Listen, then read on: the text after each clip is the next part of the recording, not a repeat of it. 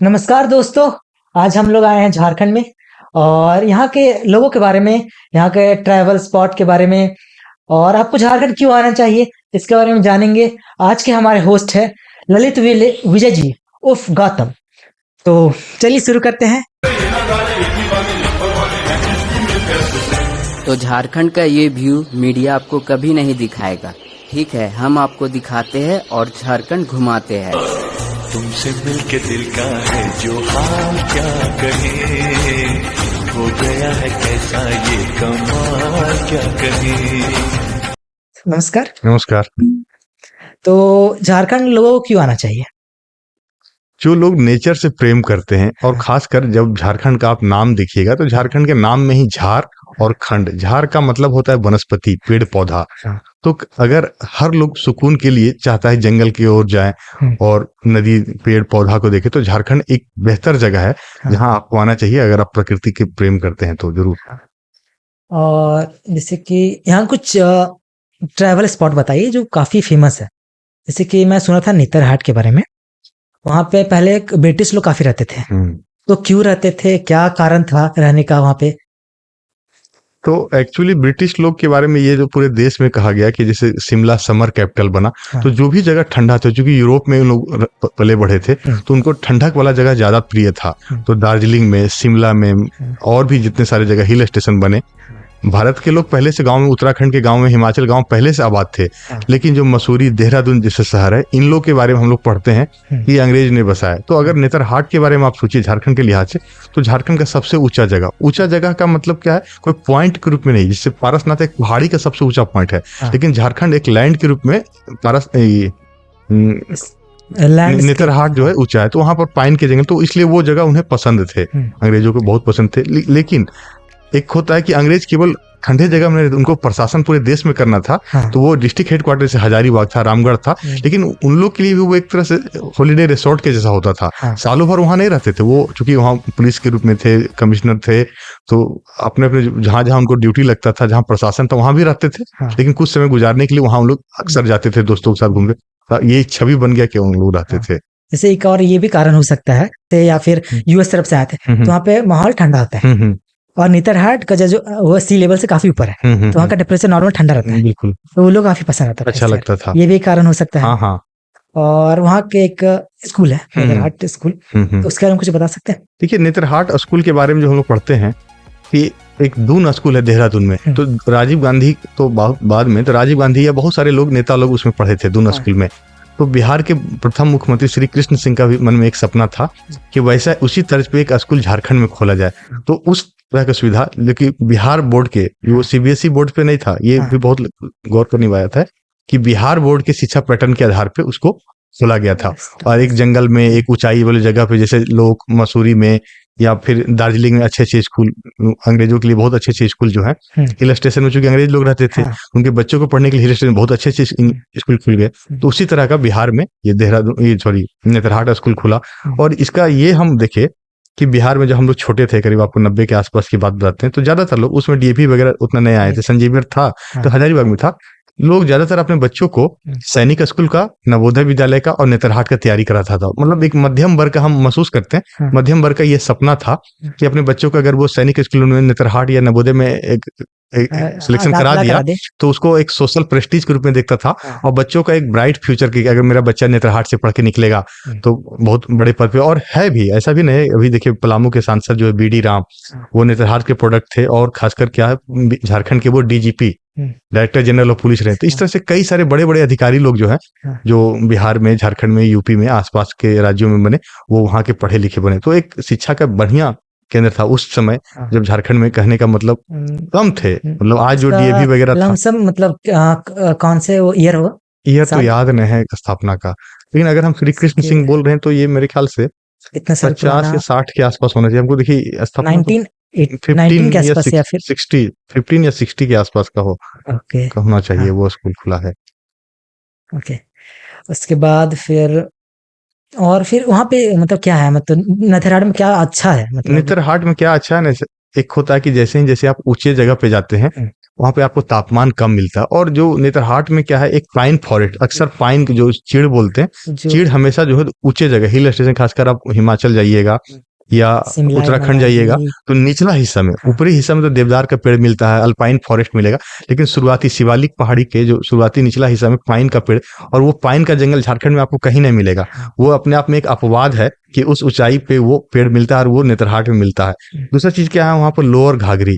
और ये जो बोलता है ठंडक के प्लेस के बारे में, तो हम सोचते हैं कि खुद हजारीबाग के बारे में जो है, हजार बागों का शहर, हाँ। और इसमें बाग शब्द के बारे में बहुत सारा विवाद है कि बाग था, हजार था या कम था। हाँ। लेकिन एक हजारी मैंगो, मैंने हम दिल्ली में फॉरेस्ट। मैंगो फेस्टिवल होता है, मैंगो ऑर्चर्ड गूगल में लोग पढ़ते हैं खासकर, ये जो अंग्रेजों का जो गैजेट आया उसमें इस हाँ। बात को ओकुन हजारी था, उसके नाम पे है। और हम हजारी में एक आम का एक प्रजाति हम दिल्ली में देखे, हाँ। तो हमको याद आ गया कि हजारीबाग के नामकरण में भी इसका जिक्र है। तो आप बोले कि वहाँ ठंडक, तो हमको लगता है आज से 30-40 साल पहले पूरे झारखंड में ग्रीन कवर फॉरेस्ट बहुत ज्यादा था, माइनिंग कम होता था, हाँ। और ठंडा था। मतलब हजारीबाग में इतना ठंडक था, नेतरहाट में भी ठंडक, तो एक तो ठंडक हो गया, वहाँ बहुत सारे वाटरफॉल। तो दूसरा चीज, अंग्रेज लोग ने हंटिंग, मतलब वो शिकार भी बहुत करते थे। हाँ। तो वहां पे जहाँ जंगल घना होगा वहाँ बहुत सारे जानवर मिलेंगे, बर्ड वॉचिंग करते थे वो नेचर के रूप में। बहुत सारा हजारीबाग के गैजेट में इसमें पारसनाथ और हजारीबाग के पक्षी का दस्तावेजीकरण किया गया छोटे स्तर पे। हाँ। तो ये सारे चीज जो उनको पसंद आता था, वो सारी चीज जंगल के आसपास मिलते थे, इसलिए अंग्रेज लोग वहां भी रहे, वहां भी बने। और कुछ और ट्रैवल स्पॉट यहाँ पे घूम सकते हैं, क्योंकि जिसे लोगों को पता ही नहीं है झारखंड के दो तरह के होते क्योंकि हैं। झारखंड में ऐसे चीजें हैं, मतलब जैसे कि अब शिमला जाते हैं, अब नेतरहाट जाके देखिए एक बार, तो जो उसका ब्यूटी मिलेगा वो नहीं मिलेगा कहीं आपको। और उसके बाद फिर आपका जैसे कि ये हो गया, और वहाँ के वाटरफॉल भी एक तो नेतरहाट में बहुत बड़ा। हाँ। फिर एक और भी झारखंड का सबसे ऊंचा वाटरफॉल जो है महुआ डांड में है, बूढ़ा घाघ। हाँ। बूढ़ा घाघी बोलता लोग उसको, जो छत्तीसगढ़ का बॉर्डर से। हाँ समझ गए, सरगुजा वो लोध वाटरफॉल या बूढ़ा घाघ है। लोध, हाँ लोध ही बोलता है। हाँ, वो भी नजदीक है थोड़ा सा वहां से। और फिर लोगों को क्यों जाना चाहिए वहां पे? लोग इसलिए जाना चाहिए कि हर आदमी, जो क्या होता है ना कि जो जहाँ पे फलता बढ़ता है उस जगह का प्रकृति को देखते देखते उसमें एक नयापन देखना चाहता है। हम लोग जीवन में गुण आ जाता है उस जगह में, गुण आता है, और हमेशा हम लोग बदलाव पसंद करते हैं। हाँ। कोई नया चीज, चाहे वो टेस्ट के रूप में हो, कपड़ा हो, खाना हो, टेक्नोलॉजी हो, तो हमेशा नया चीज पसंद आता है। तो जो लोग अगर झारखंड में इस एरिया में रह रहे हैं, हजारीबाग में, कोडरमा में, उसको वो थोड़ा अलग लगेगा, या बाहर के लोग आएंगे उनको बहुत अच्छा लगेगा। और हर शहर में, हर राज्य में हम देखते हैं तो उसका एक जगह होता है जिसको बोला जाता है वहाँ का शिमला, वहाँ का कश्मीर। हाँ। जैसे कि उड़ीसा में दारेनबाड़ी है, ऊंचाई, वहां पर भी ये पाइन का फॉरेस्ट है। या बिहार में जमुई के पास एक सिमुलतल्ला एक जगह है, सिमुलतल्ला, उसको बिहार का कश्मीर या शिमला कहा जाता है। तो झारखंड में तो रांची, हजारीबाग और ये जो आप बोल रहे हैं नेतरहाट, ये सब जगह ठंडा ठंडा जगह है। तो ये सब जगह लोग जाते हैं, घूमते हैं, देखते हैं, इन सब कारण से जाते हैं। ओके। और भी कुछ जैसे कि ट्राइबल स्पॉट के बारे में बताना चाहिए? ट्राइबल स्पॉट में देखिए, एक तो होता है ट्राइबल विलेज। हाँ। तो जो कि झारखंड में इतने सारे ट्राइबल गांव हैं कि स्पेशल गांव जाके, एक तो होता है उनके पास, अगर आप रिसर्चर के रूप में जाते हैं, एंथ्रोपोलॉजिस्ट के रूप में, सोशियोलॉजिस्ट के रूप में, या ट्राइबल स्टूडेंट के रूप में, तो ठीक है, किसी भी गांव, रांची में, या डिपेंड करता है कौन से ट्राइब्स पे आप रिसर्च कर रहे हैं। संथाल परगना में संथाल बहुल है, या पहाड़िया जनजाति वहां रहते हैं। इसके अलावा अगर आप कोल्हान क्षेत्र में जाते हैं, वहाँ हो जनजाति के लोग रहते हैं। झारखंड थोड़ा सा उसके थोड़ा डीप जा सकते हैं अंदर। हाँ, देखिए झारखंड में करीब, जब स्थापना की बात करीब अभी 32 जनजातियों को यहाँ पे शेड्यूल्ड ट्राइब्स का दर्जा दिया गया है। और हर ट्राइब्स का क्या है कि क्षेत्र अलग अलग होता है। पूरे झारखंड में एक ही ट्राइब्स नहीं फैला हुआ है। जैसे हजारीबाग में संथाल भी है, यहाँ पर बिरहोर भी मिलता है, यहाँ मुंडा कम है। लेकिन रांची के आसपास रांची है, खूंटी है, इस एरिया में मुंडा है। फिर आपका खड़िया जनजाति है, असुर है, बिरहोर है, बहुत सारी जनजाति है। तो एक साथ बहुत सारी जनजाति इतना कम संख्या में है कि जनजाति तो जरूर है लेकिन उतना कम, लेकिन उराव है। 5-6 जनजाति पर सबसे ज्यादा लोग जानते हैं। इसके अलावा फिर आप पार्टिकुलर किसी स्पेसिफिक आप ट्राइब्स पे काम करें तो उनका जिस क्षेत्र में वितरण का मतलब जिस क्षेत्र में उनका गांव है, वहां रहिए, वहां का कला, लोक संस्कृति, जीवन के बारे में 5 साल 10 साल लोग समय गुजारते हैं। फिर आदिवासी गांव के बजाय आदिवासी क्षेत्र में बहुत सारा चीज अभी भी जो है ना, प्रकृति का, कहने का मतलब, अगर हम आदिवासी को देखते हैं तो किस रूप में देखते हैं? बहुत लोग जंगल में रहता है, मतलब पत्ता का पहनता है कपड़ा, ऐसा ही सोचता है बहुत कोई। हम कई बार लोग सोचता है ना कि जैसे मनुष्य का जब सभ्यता से उत्पत्ति हुआ, मनुष्य का उत्पत्ति हुआ, तो धीरे धीरे धीरे मनुष्य करते करते महानगर तक पहुंचा। हाँ, आज अमेरिका में, इंग्लैंड में बहुत सारे लोग, तो हम देखते हैं मानव का विकास यात्रा में बहुत जगह चेंजिंग है, बदलाव है। तो आदिवासी, हम ये नहीं कहते केवल आप भारत के आदिवासी या झारखंड के आदिवासी, अफ्रीका में भी आदिवासी हैं, ऑस्ट्रेलिया में भी आदिवासी हैं, लैटिन अमेरिकन देशों में, ब्राजील उधर। तो उन लोग क्या है ना कि विकास का अलग अलग स्टेज होता है, कौन अभी किस अवस्था में है। तो अगर आप आदिवासियों को देखने जाते हैं तो हम इसको इस रूप में देखते हैं कि हमारे पूर्वज, हाँ, जैसे बहुत सारे हम किताब के रूप में पढ़ते हैं, फिल्में देखते हैं, डॉक्यूमेंट्री देखते हैं, लेकिन जब आप आदिवासी विलेज जाइए तो हो सकता है हमारे पूर्वज 200 साल 300 साल पहले उस जीवन को जी के अब आगे बढ़ गए हैं। जहाँ वो अभी जी रहे हैं वहाँ कभी हमारे पूर्वज भी रहे होंगे, उसी रूप में जीते होंगे, और आज हम लोग आगे आगे बढ़ आधुनिक शहर में, गाँव, महानगर बना लिया, अपार्टमेंट बना लिए। तो हम अपने पुराने पूर्वज को जिस रूप में जी रहे हैं, जिनको हम नहीं देख पाए, वो आप आदिवासी बस्तियों में जाइए तो आपको लगेगा शायद हम उन्हीं पूर्वजों को देख लेंगे जो आज जीवन जी रहे। तो ये जो विकास का जो अवस्था है, हम लोग थोड़ा आगे बढ़ गए, उन लोग अभी वहाँ हैं, तो ये एक डिफरेंस बना रहता है। पूरा पृथ्वी का मनुष्य एक स्टेज में नहीं आ पाएगा कभी नहीं, कि सारे लोग न्यूयॉर्क और अमेरिका में जिस अवस्था को लोग जी रहे टेक्नोलॉजी का, वो सब प्राप्त कर ले। और ये बहुत अच्छा है जो आप बोलते हैं ना कि सब पूरा दुनिया एक जैसा रहेगा तो मन लगेगा ना, तो मोनोटोनस हो जाएगा। एक तरफ कोई चीज ज्यादा रहेगा, अच्छाई ज्यादा रहेगा तो अच्छा नहीं लगेगा, अच्छा नहीं लगेगा, बुराई ज्यादा रहेगा तो तभी अच्छा नहीं लगेगा। तो गांव के लोग बीच में होता है, मतलब बीच में रहेगा तब सब चीज अच्छा लगेगा। गांव के लोगों को शहर अच्छा लगता है, हाँ, कि शहर में सब कुछ नहीं है, शहर के लोगों को गांव अच्छा लगता है। तो ये कश्मकश जो है ना, जीवन भर आदमी को बना रहता है। जो लोग शुरुआत में गांव से भागते हैं गरीबी के कारण, पिछड़ापन के कारण, बहुत, वो शहर में 10 साल 15 साल गुजारते, फिर कहते हैं यार गाँव अच्छा लगता है। तो गाँव वाले और बहुत बड़े शहर में रहते हैं, वो कहते हैं यार मैं जंगल में रहा, कैंपिंग किया, टेंट लगाया, आदिवासियों के बीच खाया पिया, तो वो अच्छा लगा। तो ये जो एक विरोधाभास मिलता है ना, वो बहुत अच्छा लगा। और आदिवासी लोग को कई बार शहर अच्छा भी लगता है, कुछ बच्चों को लगता है इतना टेक्नोलॉजी, ये लाइट है, बिजली है, ये है, तो उनको शहर का अच्छा है। लेकिन फिर धीरे धीरे कुछ समय के बाद ना लोग को अपना जहाँ पर आप लंबे समय जीवन गुजारते हैं वही अच्छा लगता है। तो महानगर वाले लोग 10 दिन 15 दिन रह लेंगे, लेकिन फिर वापस अपने खोजेंगे।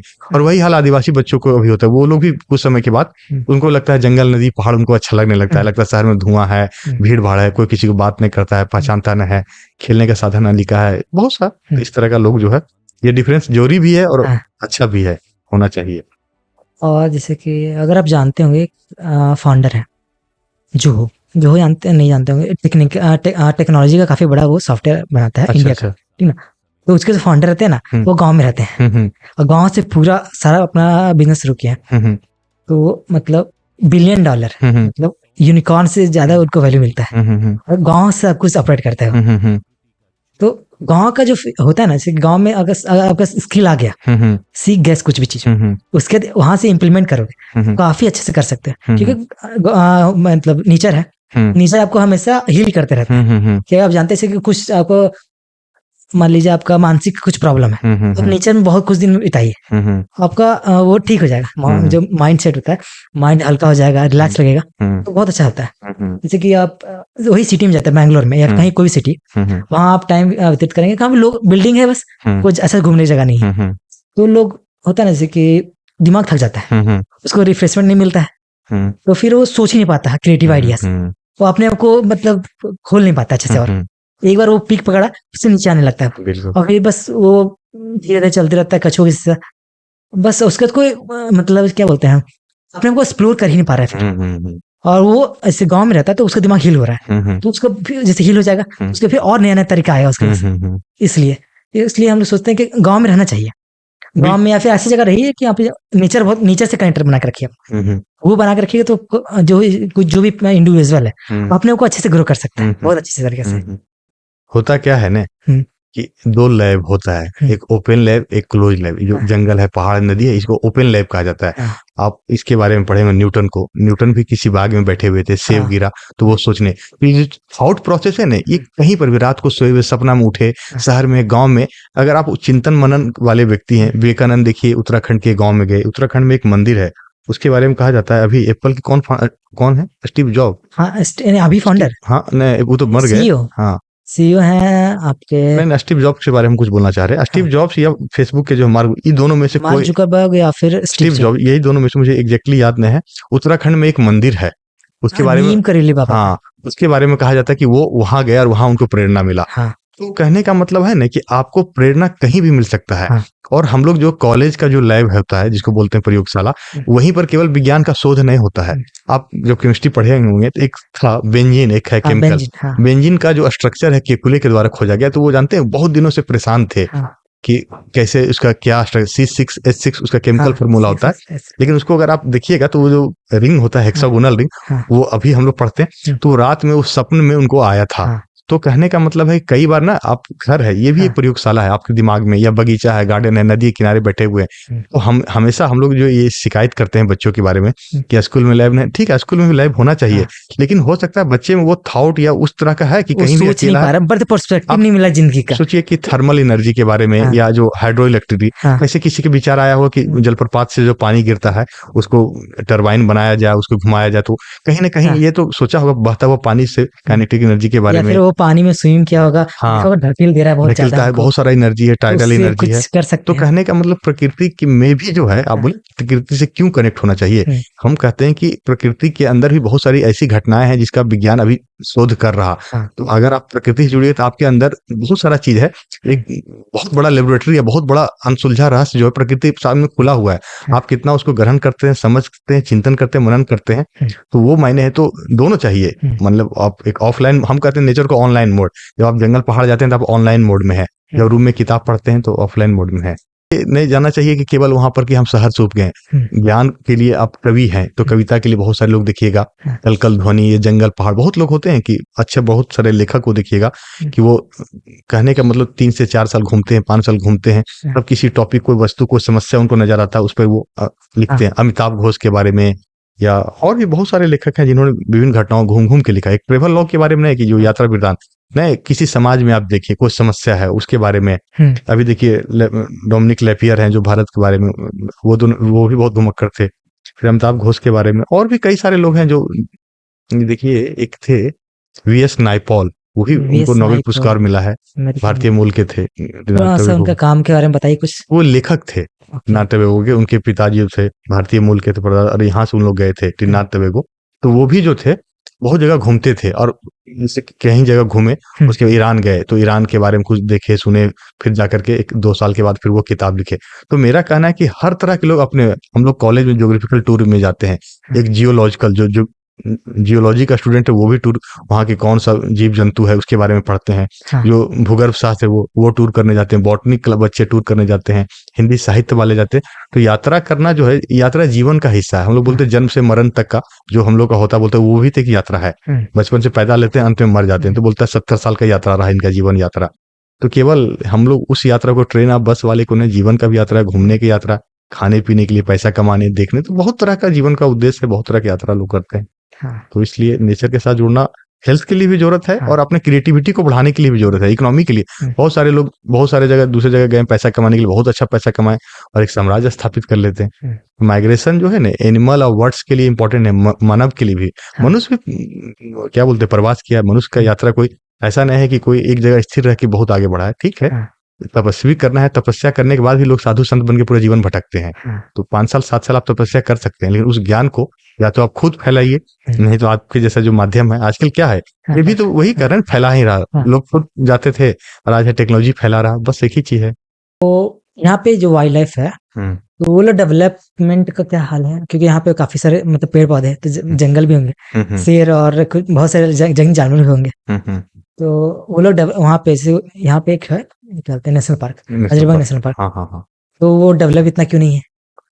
देखिए क्या है ना कि झारखंड में क्या हुआ कि जो एक नेशनल पार्क है, बेतला नेशनल पार्क है, और सबसे बड़ी बात क्या है ना कि झारखंड के जो लोकल लोग हैं, वो बचपन से ही जंगल को देख रहे हैं। उन अपने गांव की तरफ जाते, बाहर निकलते हैं जंगल, हजारीबाग से आप किसी भी दिशा में जाइए, तो जो लोग बचपन से जंगल देखता है उसको जंगल के प्रति वैसा आकर्षण है जो शहर के लोग। तो कहने का मतलब है कि जो लोग वाइल्ड लाइफ टूरिज्म, वो लोग को ज्यादा अच्छा लगता है जो हमेशा शहर में रह रहे हैं, तो उनको जंगल बहुत आकर्षित करता है। यहाँ के लोग तो शहर से जंगल में बचपन से दिखते हैं, तो यहाँ जंगल को लोग देवी देवता पूजा का स्थान, यहाँ रिसोर्स के रूप में, तेंदुपत्ता से लोग बीड़ी बनता है, चलिए फॉरेस्ट को इनकम होता है, या बहुत सारे चीज। तो यहाँ वाइल्ड लाइफ टूरिज्म यहाँ के लोकल लोगों के द्वारा उतना आकर्षण है। अब जब लोग धीरे धीरे शहरीकृत हो रहे हैं, यहाँ के बच्चे लोग 10-12 तक शहर में रहते हैं, फिर दिल्ली चले जाते हैं, वो लोग ही वापस झारखंड लौटते हैं, तो उनको अपना झारखंड बहुत अच्छा लगता है। लेकिन जो यहाँ के जो गाँव की आबादी है, उन लोगों का कहना है हम क्या जंगल देखे, हम तो बचपन से जंगल देख रहे हैं। उसके साथ साथ क्या हुआ कि जंगल लोग देखना तब चाहते हैं जब जंगल में जंगली जानवर रहे। तो आज के लोगों के साइटिंग जंगल में लोग चाहते हैं कोई बिग कैट को साइटिंग। बिग कैट का मतलब है इस एरिया में खासकर यहाँ तो लायन नहीं मिलेगा, क्योंकि गुजरात में लायन एक जगह रहता है। यहाँ पर तेंदुआ मिल सकता है और बाघ मिलता है, टाइगर। तो यहाँ पर क्या है कि बेतला नेशनल पार्क जो है वो प्रोजेक्ट टाइगर का हिस्सा था, लेकिन पिछले साल जो मोदी जी जो टाइगर सेंसस जो बाघ का जनगणना में हुआ, तो उसमें एक भी टाइगर नहीं था। ये बड़ा दुख का बात है हम सब के लिए, केवल क्योंकि जो जगह 1973 में इंदिरा गांधी प्रोजेक्ट टाइगर शुरुआत की थी, उसमें केवल 9 नेशनल पार्क का चयन किया गया था, उसमें एक था झारखंड का बेतला। और आज ये दुख का बात है, मतलब हम ये नहीं कहेंगे फॉरेस्ट डिपार्टमेंट कोशिश नहीं करा, लेकिन समस्या ये है कि टाइगर है क्यों नहीं, क्योंकि ये सरकार का है, चला गया, मर गया या वहां पर। अब इसके साथ साथ जानते हैं टाइगर के साथ समस्या क्या हो रहा कि झारखंड में एक दुविधा क्या है, माइनिंग भी यहाँ पे बहुत सारे लोग चर्चा करते हैं कि झारखंड में खनिज संसाधन है। तो माइनिंग के कारण क्या होता है ना कि बहुत सारा एरिया जो है जंगल में वो लीज में ले लेता है या कट जाता है। तो बहुत सारे जानवर के लिए बहुत खतरनाक है, क्योंकि आजकल ओपन कास्ट माइनिंग होता है। तो खासकर हाथी का एरिया जो है, एलिफेंट कॉरिडोर था, यहाँ हाथी गुजरता था, तो वो हाथी के लिए या तो दिशा बदलना पड़ता है या वो डूब के गिर जाता है, मर जाता है। दूसरा चीज क्या होता है कि बड़े बड़े डैम बने। आजादी के बाद यहाँ बहुत सारे डैम बने, तिलिया डैम मान लिया जाए आजादी से पहले बना, लेकिन मैथन है, पंचेत है, चांडिल डैम है, बहुत सारे सिंचाई के लिए। उस डैम के कारण क्या हुआ, गांव और जंगल का क्षेत्र जो डूबा या उसको जंगल को काटना पड़ा, बड़े बड़े डैम बनाए। तो एक उसके अलावा आजादी के बाद रेलवे लाइन परियोजना का बहुत सारा विकास हुआ। बहुत सारे रेलवे लाइन आज झारखंड में आप कहीं भी जाते हैं, यहाँ से कोडरमा से दिल्ली जाते हैं तो आप देखिए एक जो है मतलब जंगल के बीच से पटरी गुजर रहा। अभी जो लाइन बना है कोडरमा से रांची, इसमें जंगल जा रहा, पलामू में जा रहा। तो यहाँ पर जैसे जैसे रेलवे का विकास हो रहा, माइनिंग का विकास हो रहा, अब बड़े बड़े डैम बन रहे हैं, तो लोग झारखंड में वाइल्ड लाइफ का जो है वो दायरा जो है घटता जा रहा, कि या तो हाथी लोग के लिए जो कॉरिडोर बाधित हो जाता है, या रोड एक्सीडेंट में जानवर मर जाते हैं। और दूसरा चीज, लोगों में उस तरह का उत्साह है, जंगल के प्रति उत्साह है, लेकिन जंगली जानवर देखना, साइटिंग का जो है वो डरते कम है। जब जंगल में जानवर रहेगा तब तो डरेंगे। आजकल जंगल जो है केवल पेड़ है, मतलब ये बड़ा दुखद है। हम भी बर्ड वॉचिंग करते हैं, हम कनारी कई बार जाते हैं, तो जंगल के बीच हिस्सा में भी जाते हैं तो हमको पक्षी नहीं दिखता है। तो बड़ा दुख होता है कि बाहर से लोग आएंगे तो क्या कहेंगे कि यहाँ पर जंगल तो है, केवल पेड़ खड़ा है।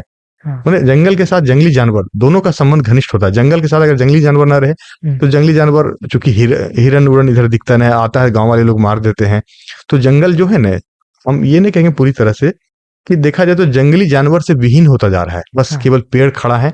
इसलिए कि पेड़ का जो है कि रखना पड़ता है फॉरेस्ट वालों के लिए भी एक है, उनको भी चाहिए नौकरी करना है। तो अगर पेड़ का हर साल वो होता है फॉरेस्ट कवर घटना नहीं चाहिए, फॉरेस्ट कवर बढ़ना चाहिए। लेकिन जंगली जानवर के साथ जब जंगल होता है तो मजा आता है। हम लोग जंगल जाइए, कोई जानवर दिख जाए तो अंदर से खुशी होता है कि मैंने हिरन देखा, मैंने तेंदुआ देखा या मान ली देखा। जू हो गया, जू में मजा नहीं आता वो, क्योंकि पैक रहते हैं, हम लोग भी बोर हो जाते हैं। हम लोग खुद एक्सपीरियंस कर लेंगे 2 साल घर में रह के, कोरोना के टाइम कैसा लगता है उन लोग को भी। नहीं, जू का देखिए एक तो जो आप बोले वो भी कहता है कि बेगुनाहों को सजा मिलता है वहां, कि जो जानवर वहां है उन्होंने कोई सजा नहीं मिला, कि मनुष्य को केवल दर्शन के लिए, मतलब होता है ना, आप एक कोई ऐसा विजिबल आइटम है कि लोग आके देखा, तो बहुत सारे लोग मानवीय करुणा के आधार पर दया के भाव से देखते हैं जानवर को, कि इसने कौन सा गुनाह किया है कि इसको यहाँ बंद है। इसके अलावा एक एजुकेशनल पर्पस या फॉरेस्ट के लिए देखा जाए, कंजर्वेशन के व्यू से भी जू क्या होता है ना कि इन सीटू और एक्स सीटू कंजर्वेशन होता है। इन सीटू का मतलब होता है कि उसको उसी जगह कंजर्व करना जहां पर वो जंगल है या प्राकृतिक जगह में। एक्स सीटू का मतलब उसको वहां से बाहर निकालना।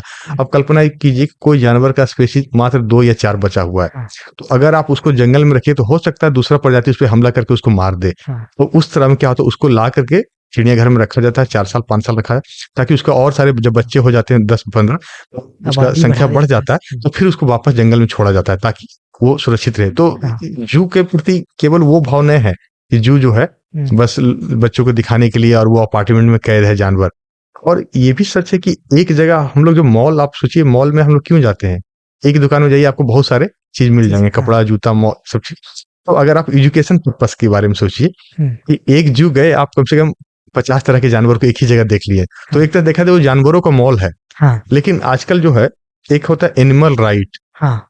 पशु अधिकार, जो पशु अधिकार प्रेमी है वो इसका थोड़ा विरोध करते हैं कि ये एक तरह से सजा है, पनिशमेंट है। लेकिन लोग बोल रहे हैं कि बाहर में अब क्या हो रहा है कि बाहर में अगर जंगल में है तो उनका खाना घट गया, कि वो क्या खाएंगे, रोड गुजर रहा, रेल गुजर, तो वो खुद मर जाएंगे। मतलब कई बार देखा गया कि जंगली जानवर भी अब सुरक्षित नहीं रहा, लेकिन जू में सुरक्षित है। इसको इस तरह समझिए कि कुछ लोग कह रहे हैं भाई अब तो हम अपने एरिया में सुरक्षित नहीं है, क्योंकि जू में रहेंगे तो 2 टाइम खाना तो मिलेगा, ठीक है, उतना भाग दौड़ भी नहीं करना पड़ेगा, तो वह लेकिन जंगल में ही जंगली जानवर शोभा देता है। जू में नहीं, जू में ठीक है अगर आप उसको कंजर्वेशन पर्पज के लिए रखें ठीक तो ठीक है, और अगर आप जू में रखने से अगर लोगों में प्यार उमड़ रहा है जानवर के प्रति तो ठीक है। लेकिन लोग नेचर में जाके देखेंगे ना, हाथी को अगर हाथी के जंगल में देखिएगा तो आपको ज्यादा खुशी मिलेगा, और पालतू हाथी को देखते हैं तो मजा नहीं आता है। बाड़ा में, पिंजड़ा में कोई भी चीज लगता है कि है तो वो नेचुरल, लेकिन उसका नेचुरल हैबिटेट नहीं है। तो नेचर और नेचुरल हैबिटेट दोनों के साथ मिलता है तो बहुत आनंद आता है, बढ़िया रहता है। और यहाँ के खान पान क्या है, कैसा है? यहाँ के खान पान में जो है ना, झारखंड में सबसे बड़ा क्या होता है ना कि आपका खान पान उस चीज से प्रभावित होता है जैसे आपका भूगोल होता है। जैसे कि जो कोस्टल एरिया में होते हैं मछुआरा लोग या जो है, यहाँ पानी ज्यादा होता है, वहाँ के लोग मछली ज्यादा खाते हैं। जैसे मिथिला के लोग जो है मछली खाते हैं, बंगाल के लोग मछली खाते हैं, या समुद्री तटीय एरिया के लोग मछली खाते हैं। तो झारखंड में क्या है कि यहाँ पर ज्यादातर हिस्सा में क्या है कि जंगल है, और यहाँ खेती होता जरूर है चावल का, बहुत सारे खेत आप देखिएगा, साल में केवल एक ही फसल होता है चावल, बाकी 9 महीना वो खाली रह जाता है। तो यहाँ एक फसल आपको चावल है चने का। उसके बाद क्या होता है कि या तो दाल का उत्पादन कम होता है, तो यहाँ पर अक्सर लोग देखिएगा मीट और चावल, झारखंड में मांसाहार यहाँ इसलिए थोड़ा ज्यादा है कि यहाँ जब जंगल है तो आपको वहाँ मांस का प्राकृतिक रूप से उपलब्ध था। पहले जंगली मुर्गा था, खरहा था, बहुत सारे पक्षी भी। अब तो मान लीजिए वाइल्ड लाइफ एक्ट के कारण बहुत सारे चीज प्रतिबंधित है, लेकिन आज से 100-200 साल 500 साल पहले जब इस तरह का कानून नहीं था, लोग अपना चावल का उत्पादन किया और जो जंगल में सब्जी हुआ थोड़ा बहुत वो खाया, और मीट ऊना। यहाँ का जो है मांसाहार जो है यहाँ फॉरेस्ट के कारण, कि अगर मान लीजिए जहाँ जहाँ मैदानी क्षेत्र है वहाँ बहुत तरह के अनाज होते हैं, गेहूं भी होते हैं। तो झारखंड में चावल के साथ थोड़ा मोटा अनाज, ज्वार, बाजरा, रागी, क्योंकि इस सब एरिया में सिंचाई कम होता है, यहाँ पर केवल वर्षा से खेती होता है। वर्षा में अब हुआ तो वैसे फसल जिसको कम पानी का जरूरत है, मकई है। तो यहाँ के खान पान में तो आपका एक चावल का डोमिनेंट रहेगा, उसके साथ मीट या कुछ सब्जी या दाल अब तो लोग सब होने लगा है। इसके साथ साथ क्या है कि मोटा अनाज का है, और लोग पहले कोदो खाते थे, और भी बहुत सारा, आपको मकई भी दिखिएगा, मकई भी हो जाता है इस तरह का। अब आता है स्पेसिफिक, जैसे ढुसका, बर्रा, कचरा, ये सब आप देखिएगा। समोसा थोड़ा अभी लिट्टी चोखा, चूंकि बिहार के लोग जो है ना, अब चूंकि यहाँ पर देखिएगा कि 1907 में जमशेदपुर खुला, और मान लिया बोकारो इंदिरा गांधी के समय खुला, बहुत सारा HEC आजादी के समय रांची में खुला, बहुत सारा जो है। आप बोले थे इंडस्ट्री के बारे में बोल रहे थे, ग्लास का फैक्ट्री था, मोरी में है, या मोरी में एल्युमिनियम कंपनी का था। फिर आपको जो सिंहभूम एरिया है ना, इस सिंहभूम और वेस्ट सिंहभूम, जमशेदपुर वाला, और पूर्वी और पश्चिम में बहुत सारा देखिएगा यूरेनियम का खान था, तांबा का खान था। इस सब कारण से क्या हुआ कि बिहार से बहुत सारे लोग गए, और जमशेदपुर से लेकर के वो आपका चक्रधरपुर जो है, मनोहर एरिया, वो सब उसको कहा जाता है मिनी इंडिया। वहाँ साउथ के लोग ही बहुत रहते हैं। हम कहाँ पे बोले? मतलब वो सब एरिया जो माइनिंग एरिया होता है ना, तो माइनिंग एरिया में अब ना झारखंड के बच्चे बहुत सारे लोग इंजीनियर बनने लगे। पहले आज से 1990 से पहले देखिएगा ज्यादातर इंजीनियर लोग साउथ से रहते थे। तो वहाँ के बहुत सारे लोग जो है आपको साउथ के हैं, पंजाब के लोग हैं, उड़ीसा के हैं, तमिलनाडु, कर्नाटक, बंगलुरु के। तो आप एक तरह से, भले वो छोटा सा शहर है, लेकिन वो भारत के हर हिस्से में, क्योंकि लोकल लोग तो गांव में रहते हैं ना, शहर में तो वही लोग रहता है जो शहर में रोजगार धंधा पाएगा। तो शहर में रोजगार जो करेगा, औद्योगिक शहर में क्या होता है, जो इंडस्ट्री से संबंधित कोई ट्रेनिंग कोर्स करके आया है, चाहे ITI करके आया है, डिप्लोमा करके आया है, बीटेक करके आया है, या उन लोगों के साथ जुड़ा हुआ जो कारोबार है उससे, तो वहां पे लोग आपको मिनी इंडिया, तो वहाँ बहुत सारे फूड मिलेंगे जो आपको पहले आज से अब लोग रेस्टोरेंट में खाते हैं, खासकर डोसा, इडली, सांभर, इसलिए खाते हैं कि अच्छा लगने लगा। लेकिन वहां पर उन सारे जगह, जमशेदपुर में, मनोहरपुर में, चक्रधरपुर में, चाईबासा में, वहां लोग रहने लगे थे। 60-70 से लोग रह रहे थे, वहां साउथ से आए। तो वहां का वो जो गली मोहल्ला है, वहां पर आपको ये सब चीज देखने का मौका मिलेगा। और यहाँ पर तो अभी हम लोग सामने देखते हैं आप कचरा, या देखिएगा मशरूम जंगल में के कारण, बरसात में बंस करेली, बम्बू सूट्स होता है, उसको लोग खाते हैं, मशरूम को लोग खाते हैं, या मुनगा, या बहुत सारी चीजें जो फुटका, वही मशरूम गोल वाला जो होता है, एक तो छाता जैसा होता है, इधर बाहर नहीं मिलता है फुटका। मतलब ये जंगल क्षेत्र में ज्यादा उपजता है। मैदानी एरिया में तो लोग सालों भर खेती करना चाहता है, तो वहां पर कहाँ आपको ऐसा एक फसल निकला नहीं कि दूसरा फसल की लोग तैयारी करता है। तो ये सब चीज जंगल क्षेत्र में ज्यादा होता है, बढ़िया रहता है। और यहाँ के लोगों का नेचर कैसा है? लोग कैसे हैं? देखिए, प्रकृति के साथ जो लोग नेचर रहेगा वो बहुत शांत रहेगा, खुश रहेगा, कम हाँ। रिसोर्स में भी उसको आनंद है। तो यहाँ के जो लोग मूल लोग हैं उनके साथ क्या कहता है ना कि झारखंड का चलना ही नृत्य है, बोलना ही संगीत है। मतलब यहाँ के लोग चलते हैं तो वो भी अपने आप में एक डांस है, हाँ। और जब बोलते हैं वो संगीत है। मतलब यहाँ के लोग इतने, कहा जाए तो कोई आप कहिए, इतना बढ़िया जीवन शैली है कि चलना ही नृत्य है और बोलना ही संगीत है। तो यहाँ के लोग मोस्टली लोग अब तो धीरे धीरे धीरे सब जगह विकास हुआ, तो विकास होने से बहुत तरह की सोच में बदलाव आता है। हाँ। मतलब ग्लोबलाइजेशन हुआ तो उसके कारण काफी सारी चीज बदलाव हुआ, और सब पहले कहा जाता था ना, मनुष्य जो है ना कम्युनिटी के रूप में, जैसे पहले क्या था कि मान लिया जाए जंगल से जंगली जानवर गांव में हमला करेगा, तो आपको लगता है एक आदमी उसे टिक पाएगा? नहीं। तो 50-60 लोग रहता था, खेती होता था, खेती में मशीन है, तो कुछ लोग पानी निकाल रहा कुआं से। तो पहले क्या होता, आदिवासी के बारे में कहा जाता है आदिवासी सामुदायिक भावना से चलता है। समुदाय मतलब नदी है तो सबका है, किसी एक का नहीं, जंगल है तो सबका है। लोग प्रकृति से उतना ही तोड़ता था जितना उसका जरूरत है, ये नहीं कि अगले 1 साल के लिए। तो उन लोग क्या था ना, सामुदायिक, 10 लोग एक साथ खेती कर रहा, 10 लोग जंगल में गया शिकार करने के लिए, 10 लोग को दूसरा काम कर रहा। तो सामुदायिक भावना से लोग आपस में बहुत इंटरकनेक्टेड थे। फिर शाम में लोग खाया पिया, डांस किया, नृत्य किया। तो ये भावना जैसे जैसे लोग कहता है ना कि आर्थिक उन्नति, तकनीक का प्रगति होने से आज हम लोग देखिएगा सब चीज ना सेल्फ सेंट्रिक होते जा रहा है सोसाइटी। आजकल लोग अकेला को एंजॉय करने लगा है। पहले लोग एक साथ ज्वाइंट फैमिली रहता था, अब ज्वाइंट फैमिली लोग सोलो रहने लगा, सोलो घूमने लगा, सेल्फी मोबाइल। पहले लोग हमको कहीं जाना हो तो आपसे रास्ता पूछते थे, या गांव में किसी पढ़े लिखे लोग के पास जाता था, कोई राय विचार उनसे लो। आजकल क्या कहता है, केवल गूगल से पूछो, यूट्यूब से पूछो, डायरेक्शन है, कुछ टिकट बुक करना है। तो धीरे धीरे ना लोग एकाकी होते चला गया। पहले क्या था, लोग समुदाय में, कम्युनिटी में रहता था, मेरा आप पे निर्भरता है, आपको कुछ काम हम करेंगे, आपका काम। तो इस तरह से एक समुदाय चलता था, सबका आपस में जुड़ाव था। और अब थोड़ा सा अंतर आ गया है इस सब चीज में, और ये झारखंड में भी दिख रहा है, यहाँ के लोगों में भी, और सब जगह दिखता है ये अंतर। और जैसे कि मैं पढ़ रहा था थोड़ा सा हाँ कि झारखंड के जो लोग होते हैं यहाँ से जो बाहर जाते हैं वो काफी अच्छे से अडॉप्ट कर लेते हैं वो कल्चर को, और यहाँ से जो निकलते हैं काफी अच्छे इंजीनियर निकलते हैं। और कॉन्फिडेंट कम होता है कि यहाँ के लोगों को स्टार्टिंग में, क्योंकि ऐसा माहौल नहीं मिला। बट जो बाहर निकल के बनते हैं तो वो काफी अच्छा बनते हैं। एम्प्लॉय बनना है, बहुत अच्छा बनेंगे। जैसे कुछ हो गया, जैसे हमारा MS धोनी हो गया, उसके बाद फिर ये क्या नाम है, प्रियंका चोपड़ा हो गए, तो जमशेदपुर से हो गए। उसके बाद फिर और बहुत से लोग हैं, तो काफी आगे गए हैं जिंदगी में। देखिए, माइग्रेशन के बारे में इसमें 2 बात कहा गया। एक होता है बाय चॉइस, एक होता है बाय कंपल्सन। बाय चॉइस का मतलब हम खुद चाहते हैं। एक होता है कि मेरे पास इस एरिया में कुछ बचा ही नहीं भैया, क्या नौकरी करे, कहाँ कुछ है, तो चलो दिल्ली मुंबई में कमाते हैं। तो 2 तरह के लोग हैं। एक है जो पढ़ने लिखने के लिए मुंबई गए, यहाँ 10th 12th बढ़िया घर से पढ़े लिखे और DU में पढ़ रहे हैं, JNU में पढ़ रहे हैं, बड़े बड़े इंजीनियरिंग कॉलेज पढ़े, तो वो बाय चॉइस गए हैं। एक होता है बाय कंपल्सन, कि इधर कुछ रोजगार नहीं है, चलो ट्रेन से लद के चले गए, तो जो भी किसी फैक्ट्री में काम करेंगे झुकेंगे।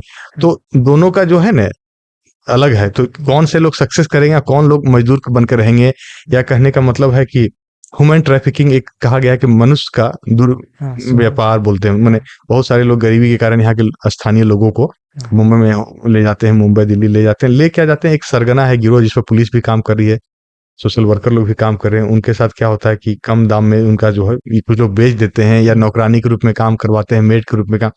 तो जो लोग यहाँ पर ठीक ठाक परिवार से हैं, समझ रहे हैं, वो लोग बाहर जाने पर और बढ़िया हो सकते हैं। लेकिन जो व्यवस्था के रूप में गए हैं उनका साथ थोड़ा सा बढ़िया भेदभाव नहीं होता, कुछ दिक्कत होता है। तो हम कहते हैं कि क्या कारण है कि यहाँ से बाहर जाने वाले लोग बेहतर, कि यहाँ क्यों नहीं बेहतर कर सकते हैं। आखिर इसका मतलब कुछ जो इन्वायरमेंट का कमी था, अगर हम वो इन्वायरमेंट हजारीबाग में, झारखंड में दे, तो यहाँ के लोग बेहतर करें, बाहर के लोग यहाँ माइग्रेट करें। हमारे पास क्या नहीं है, नेचर है इतना बढ़िया है, रिसोर्स है, मिनरल्स है, तो टेक्नोलॉजी है, बहुत सारा चीज। तो कुछ और जो कमी है पिछले 30 साल 40 साल आजादी के बाद, आज इतना 60-70 साल हो गया, तो क्यों नहीं हम लोग एक देखिए, एक होता है मैग्नेट, एक मैग्नेट जिस महानगर में हम लोग जाते हैं, वो मैग्नेट है, खींचता है लोगों को। किस चीज में खींचता है, किसी को हेल्थ के नाम पे खींचता है, किसी को एम्प्लॉयमेंट के नाम पे खींचता है, किसी को एजुकेशन के नाम पे खींचता है, किसी को कला मनोरंजन के। तो मेरा कहना है कि डिसेंट्रलाइज करना। अब जैसे मान लीजिए किसी का एक्टिंग स्कूल में हम लोग पढ़ते हैं, नेशनल स्कूल ऑफ ड्रामा, बहुत सारे बच्चों को मन करता है हीरो बनने का, या पुणे में film television institute of India है, या कलकत्ता में सत्यजीत रे। तो मेरा कहना है कि धीरे धीरे जिस तरह से रांची में भी एक होता छोटा नागपुर स्कूल ऑफ ड्रामा, छोटा Nagpur film festival institute of India, या बहुत सारे चीज जो आज से 30-40 साल पहले कर दिया रहता तो शायद अब तक उसमें क्वालिटी भी इंप्रूव होता। अब जाके सेंट्रल यूनिवर्सिटी झारखंड में आया है, हाँ। या झारखंड में है, XLRI जमशेदपुर है, लेकिन क्या है ना, जितना आबादी है उसके तुलना में BIT है, बहुत पॉपुलर है। आप बोल रहे थे नेतरहाट का, वो भी है, सैनिक स्कूल तिलैया है, हाँ। लेकिन ये सब ना इतना बड़ा आबादी के लिहाज से बहुत कम पड़ता है मतलब।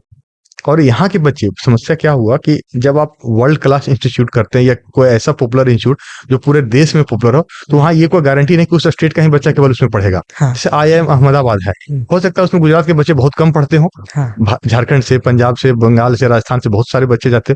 तो अगर आप बहुत बढ़िया संस्थान बना लीजिएगा, सोर्स यहाँ पे नहीं है, बहुत बढ़िया संस्थान बनेगा, तो आप यकीन मानिए देश के बाहर के लोग भी आपके आके पढ़ेंगे। लेकिन आप घटिया संस्थान खोलिएगा, अस्पताल, तो यहाँ के लोग भी उसमें इलाज नहीं कराएंगे। हाँ। तो आप ऐसा संस्थान बनाइए ना कि केवल राज्य के नहीं, बाहर के लोग भी आके पढ़े, उसको भी गर्व हो और आपको भी लगे कि हाँ, हमारे पास इस तरह के संसाधन है कि लोग बाहर जाएं और बढ़िया करें, और हमारे राज्य में रहेंगे तो बेकार रह जाए। इसके मतलब हमारे राज्य में कोई क्या खामी है, यहाँ रहने पर किसी में क्षमता नहीं हो पाता, बाहर जाते हैं तो क्षमता। तो वो जो चेंज आना चाहिए, वो चेंज आना चाहिए झारखंड में भी। हाँ। तो ज्यादा बेहतर हो कि हम लोग खुद कहें कि हम लोग बाहर माइग्रेट करने की जरूरत नहीं। हाँ, हम लोग घूमने के लिए पंजाब जाएं, उसको बहुत अच्छा है, राजस्थान जाए इसलिए कि आप गोवा जाएं, लेकिन इसलिए कि हमको एक अच्छा अस्पताल नहीं है झारखंड में, एक अच्छा यूनिवर्सिटी नहीं है, तो ये सब थोड़ा चेंज, ये दुखदाई वाला बात है। जैसे स्टार्टअप के लिए, मैं स्टार्टअप बहुत 2-3 साल से हो गया मेरे ऊपर, स्टार्टअप इंडस्ट्री में बहुत एक्टिव है। तो यहाँ कुछ भी नहीं है, स्टार्टअप का जीरो है।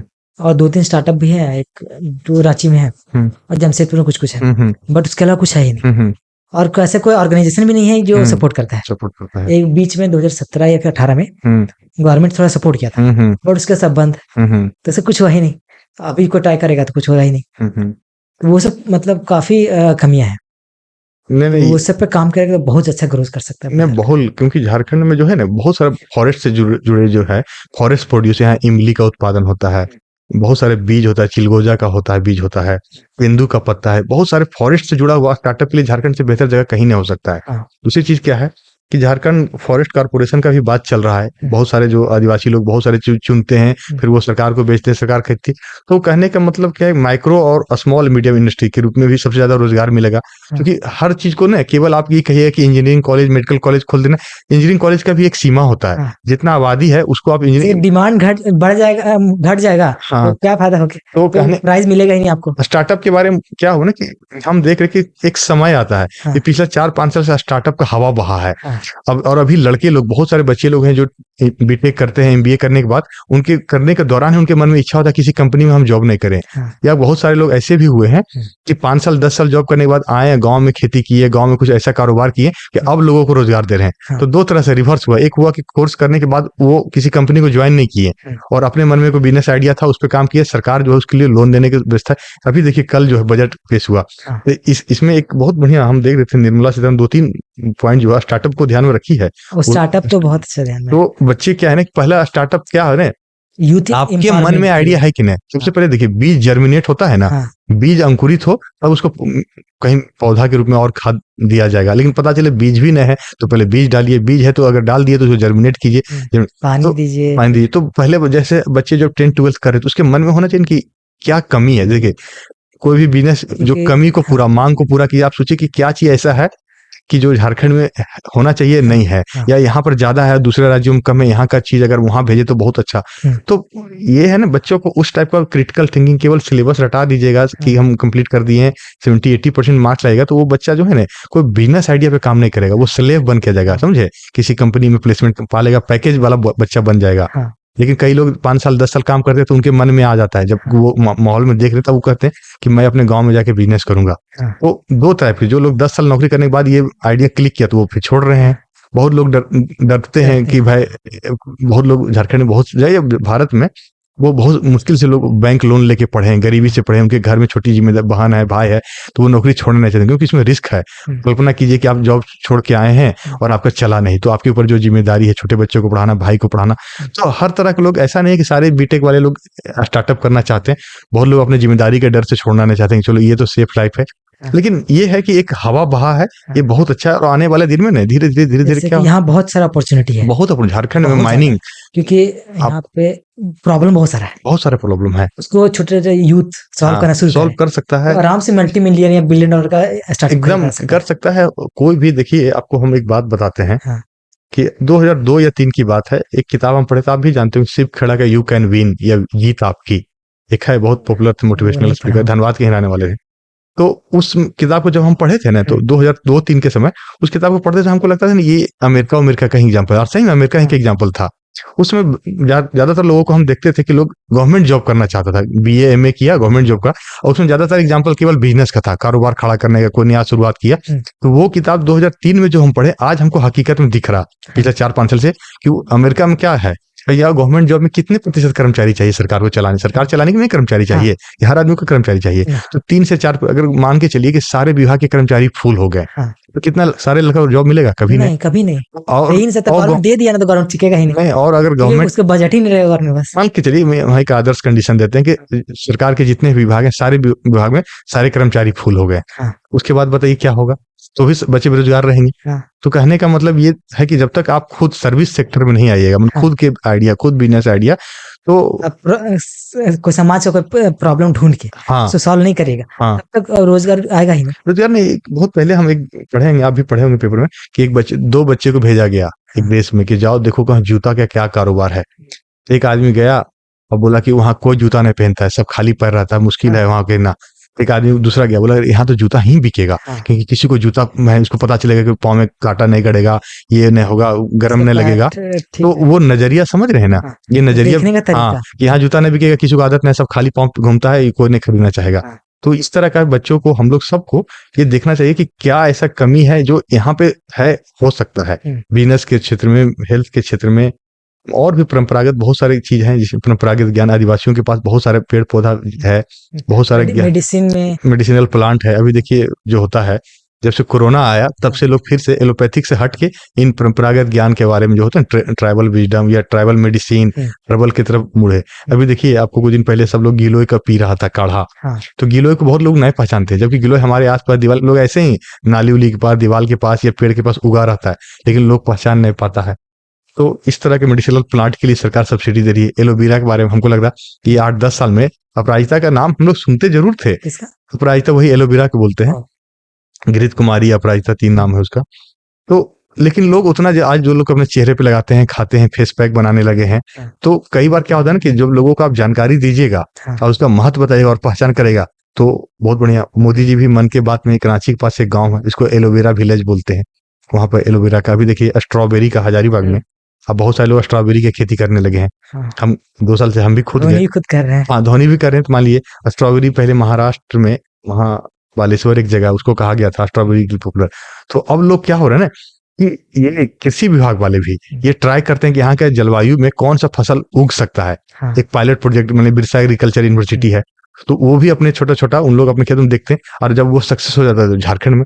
इसके अलावा देखिए मछली के बारे में, पूरे भारत में अभी मछली के बारे में बहुत चल रहा है, बिहार में भी, झारखंड, अब मत्स्य कृषक, मत्स्य पालक, मछुआरा के बारे में अब झारखंड में सारे तालाब वगैरह लोग का उसका एक अलग हो गया, रजिस्ट्रेशन हो गया, उसका एक नंबरिंग आने लगा, जैसे आधार कार्ड होता है ना, तब तालाब का भी हर प्रखंड, हर पंचायत में कौन कौन सा बड़ा तालाब है, अब मछुआरों का समिति बना दिया गया कि इतने सारे लोग उसमें तालाब उठ पाएंगे, सरकार को जो है टैक्स या नीलामी। तो एक बढ़िया है कि ये सब चीज पहले कम था, तो प्राकृतिक तरीके, या मशरूम का भी खेती बहुत बढ़िया हो रहा। ये देखिए पनीर के लिए, तो धीरे धीरे लोगों का कंजप्शन भी बढ़ रहा, लोग उनसे खाने भी लगे, इनकम बढ़े, खेती भी शुरू हो गया। तो एक साइकिल शुरू हो जाता है, मतलब कोई प्रोड्यूसर के रूप में आ गया, कोई कंज्यूमर के रूप में, किसी का इनकम है, तो बढ़िया है। अगर इस तरह से नया चीजों में भी होगा तो बहुत बढ़िया। तो FMCG जो बोलता है ना, फास्ट मूविंग कंज्यूमर, तो पहले देखिए कि कोई ऐसा चीज है कि जो हमारे खपत के लायक, वो सबसे बढ़िया बिजनेस चलेगा, कभी उसमें वो मंदी नहीं आएगा। उसके अलावा कुछ देखिए, कुछ टेक्नोलॉजी, कुछ लोग ओला उबर, कुछ 2 तरह से चलता है। एक होता है ना कि जो दिल्ली मुंबई में लोग देख रहे हैं, वो अपने झारखंड में लाना चाहते हैं, 2 साल 4 साल के बाद आ जाता है, ये भी है टेक्नोलॉजी के रूप में। कुछ होता है कि एक साइकिल बनना शुरू होता है, तो कई तरह से बिजनेस शुरू किया जाता है, लोग बिजनेस बढ़ते हैं, लोग जुड़ते हैं, कारोबार होता है।